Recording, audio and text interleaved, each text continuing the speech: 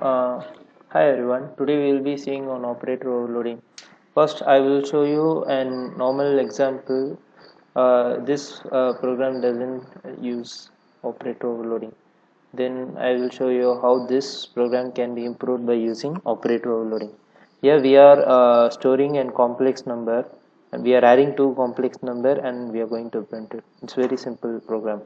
So first, this contains an structure named complex, and it contains a double data type of two variables, real and imaginary, where real contains the real part of the complex number and imaginary for imaginary part of the complex number. We are setting the value using the complex set functions, and we are adding it using a complex add, and we are printing it. For that also we are using a separate function. In complex set, I will be debugging and showing you for better understanding. So I will start the debugging. So let me delete this one. I have to watch.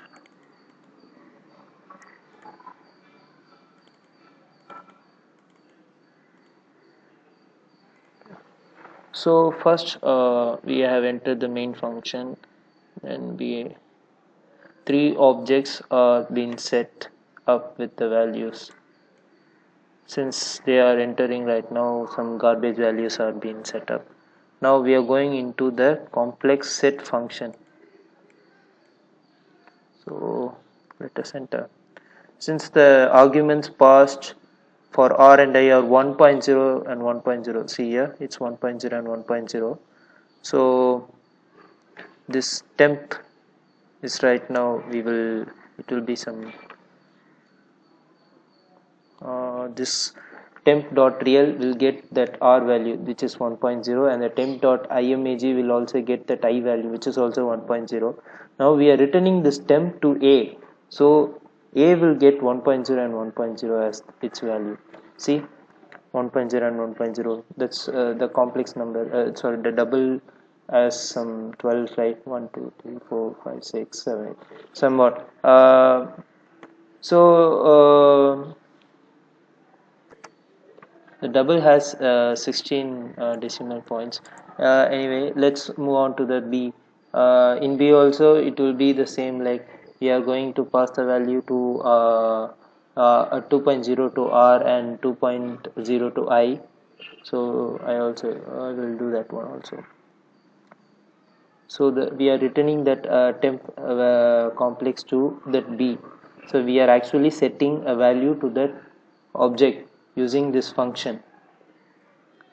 So see, the value has been changed for the B as 2.0 and 2.0. Now we are going to add these two objects, and the sum of those two objects will be stored in C. So we will enter that function. Here we will expand this function by adding this to the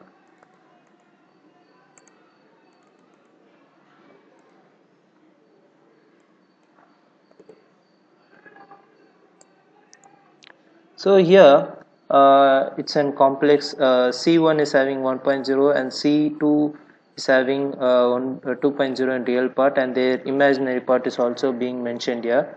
Now the temp is being created, which is having some garbage value since nothing is been initialized. The temp dot real gets the summation of the C.1 C1 point real and C2 point real. So it will be 3.0, and the temp will be now set to 3.0 since sorry 4, just a minute. C1 imaginary is 1, yeah, it will be 3. 1 plus 2 is 3. So we are going to return this 3.0 and 3.0 to C. So after this step it will be 3.0. So we don't need these things. So now we are going to print the C using the complex print, where the C real part and imaginary part will be printed. You can see that C is equal to 3.0.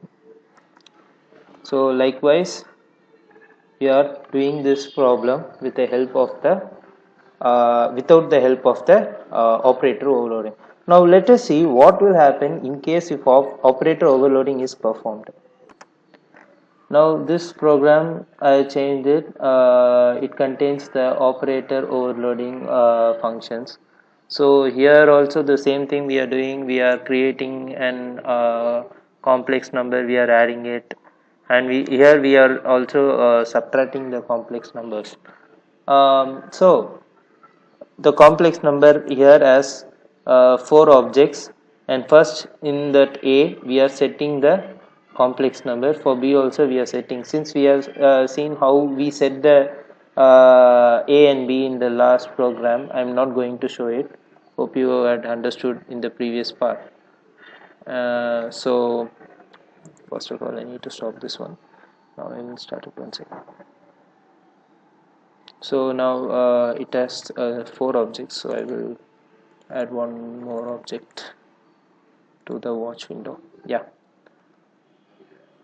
now the complex part, the imaginary part, real part is 1.0 and the imaginary part is 2.0 for A,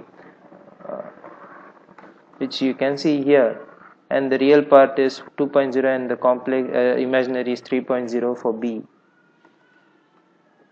Now here in C, this is the place where the complex overloading comes in action. In case of complex overloading, when we see this plus, we normally think it's an integer addition. But since C is an complex object and A and B also being a complex object, the operator overloading takes place here. This part is going to be executed. What happens? We will see in the complex overloading function. We are adding the real parts of both these functions and returning it to the C. So when we do that, what happens is we will get 4 and 5, 4 in the real part and 5 in the imaginary part of the C. So let's move to the next step. See, sorry, 3 and 5. So what happens is we are not going inside the function. Operator overloading by itself will take place in action. Here in D we are using plus and minus simultaneously in the objects of the complex. So what happens is that B and C, B will be 2 and C will be 5 minus A, so 1, so it will be 4. And for the real part, and for the imaginary part the B will be 3 and the C will be 5, 8.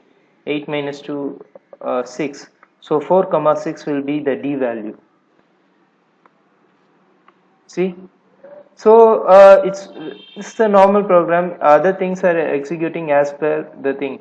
The thing about the operator overloading is we can use the plus operator not only for the addition purpose. It can also be used for user defined types also. This complex is an user defined structure.